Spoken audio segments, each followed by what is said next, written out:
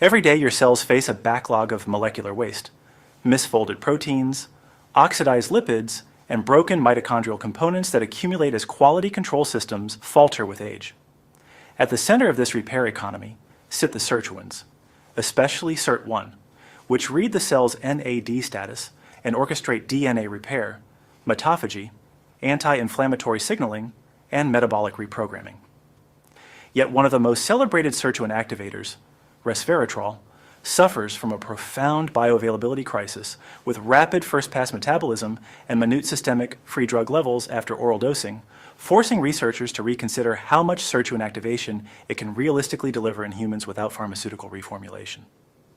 Disclaimer: this content is for educational purposes only and does not constitute medical advice. Always consult a healthcare professional before beginning any new supplementation or longevity protocol. Resveratrol and Pterostilbene are closely related stilbenes that converge on Sirt1-centered longevity pathways. Resveratrol is a trihydroxy stilbene that emerged as the first widely recognized Sirt1 activator, enhancing the deacetylation of substrates such as p53 and FOXO to modulate the stress resistance and inflammatory tone. Pterostilbene is a demethylated analog in which two hydroxyls are replaced by methoxy groups, substantially increasing lipophilicity, membrane permeability, and metabolic stability, while preserving the stilbene backbone that engages the Sirtuin-centered longevity network. Resveratrol consistently activates Sirt1 and AMPK in preclinical and early human studies, leading to increased mitochondrial biogenesis and improved insulin sensitivity.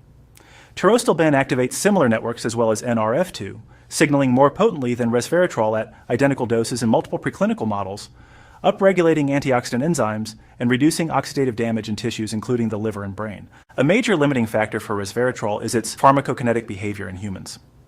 Although intestinal absorption is relatively high, extensive first-pass metabolism in the gut and liver result in extremely low systemic exposure to free resveratrol. After standard oral doses, peak plasma concentrations of unmetabolized resveratrol are typically in the low nanomolar range, with an effective plasma half-life on the order of just 14 to 20 minutes.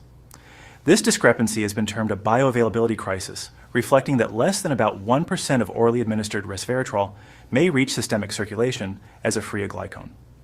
This likely explains the modest and inconsistent clinical effects unless high doses or specialized formulations are used. In contrast, Pterostilbene displays a markedly different pharmacokinetic profile. Multiple pharmacology studies report oral bioavailability in the range of roughly 80 to over 90%, and vastly higher systemic levels of the active molecule. Its plasma half-life is roughly 90 to 120 minutes, compared with only minutes for resveratrol, enabling more sustained target engagement at lower milligram doses. The two methoxy groups on Pterostilbene increase lipophilicity and improve membrane permeability, yielding higher tissue levels and less extensive first-pass loss. Recent comparative analyses aimed at longevity interventions summarize this difference by noting that oral Pterostilbene can reach several-fold higher systemic bioavailability relative to resveratrol and maintains therapeutic plasma concentrations many times longer. This effectively solves the central pharmacokinetic deficit that undermines resveratrol as a systemic sirtuin modulator. Human clinical data for Pterostilbene provide emerging evidence of metabolic benefits at doses around 50 to 250 milligrams per day. Studies in individuals with dyslipidemia and insulin resistance have reported improvements in certain lipid and glycemic parameters, with a generally favorable safety profile. Other pharmacology reviews emphasize that the superior profile of Pterostilbene translates into more consistent reductions in systemic inflammatory markers and better organ-specific protection compared with identical doses of resveratrol. Translating this into a protocol architecture, our lab thinks in modular layers. First, endogenous sirtuin priming through lifestyle is foundational.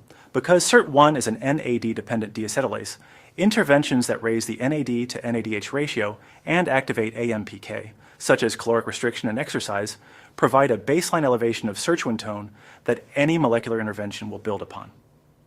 Second, resveratrol can be viewed as a mechanistic reference molecule.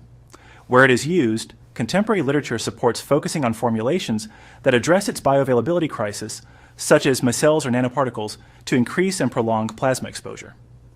In practice, resveratrol may be best positioned as a mechanistic adjunct in defined settings, such as metabolic syndrome, where its anti-inflammatory effects have the strongest data.